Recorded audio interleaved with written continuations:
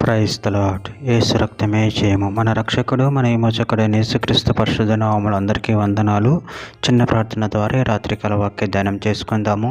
పరిశుద్ధుడ మహాగణుడైన దేవ యేసయ్య సర్వాధికారి నాయన మీకే వేలాది వందనంలో కృతజ్ఞత స్తుతి స్తోత్రం చెల్లించుకుంటున్నాను దేవ రాత్రికాల సమయంలో ప్రభువా వాక్యమ భాగంను ధ్యానిస్తుండగా వాక్య భాగం ఒక అర్థమాకు సహాయం చేసి మీ కృపలో బలపరిచి మీకు మాదిరిగా మమ్మల్ని నడిపించి మీ చిత్తాన్ని ఆ చిత్తంలో జరిగించమని చిన్న ప్రార్థన యేసుక్రీస్తు పరిశుద్ధ నామములో అడిగి వేడుకుంటున్నాను తండ్రి. Amen amen. మత్తయి సువార్త 7వ అధ్యాయం 11వ వచనము.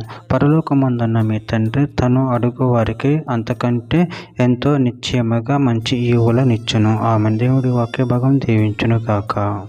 ప్రభునందు ప్రియులారా, ఇక్కడ వాక్య భాగంలో గమనించినట్లయితే పరలోకమందున మీ తండ్రి తను అడుగు వారికి అంతకంటే ఎంతో నిశ్చయముగా మంచి ఈవులనిచ్చును. అదేవిధంగా వాక్య భాగంలో గమనించినట్లయితే నిర్గమకాండ 34వ అధ్యాయం 7వ వచనం, ఆయన 1000 మందికి కృపను చూపుచు దోషమును అపరాధులను పాపమును క్షమించును గాని ఆయన ఏమాత్రం దోషులు నిర్దోషులకు ఎంచక 3-4 తరముల వరకు తండ్రుల దోషను కుమారుల మీదకి కుమారుల మీదకి రప్పించునని ప్రకటించును.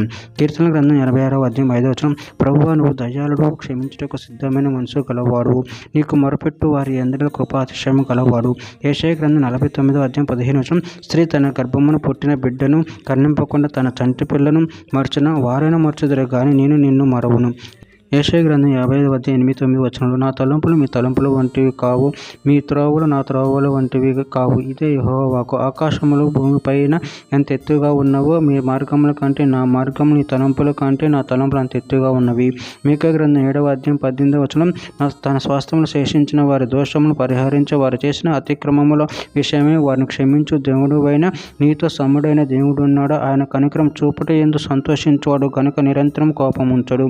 యోహాను సువార్త 3వ అధ్యాయం 16వ వచనం, దేవుడు లోకమును ఎంతో ప్రేమించును కాగా ఆయన తన అద్వితీయ కుమారునికి పుట్టినవాని యందు విశ్వాసముంచు ప్రతివాడు నశింపక నిత్య జీవం పొందినట్లు ఆయనను అనుగ్రహించెను.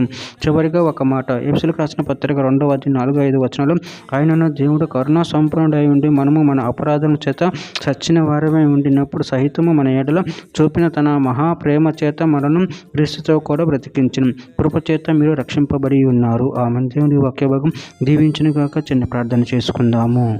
పరిశుద్ధుడ మహాగణుడైన దేవ యేసయ్య, మీరు ఇచ్చిన వాక్య దాని ప్రభావం కృతజ్ఞతలు చెల్లించుకుంటున్నాను తండ్రి. ప్రభు మీరే మమ్మల్ని రక్షించి ఉన్నారు తండ్రి. మీ కృప చేతున్న ప్రభు మమ్మల్ని కాచి కాపాడుతున్నారు ప్రభు. అందుని బట్టి ప్రభు కృతజ్ఞతలు చెల్లించుకుంటూ మా తలంపులు మీ తలంపులు ఎంతో ఉన్నతమైన తండ్రి. అందుని బట్టి ప్రభు కృతజ్ఞతలు చెల్లించుకుంటూ మీ ప్రేమ కృప కాచి కాపాడమని చిన్న ప్రార్థన చేసి నామములో అడిగి పెట్టుకుంటున్నాను తండ్రి. ఆమెన్.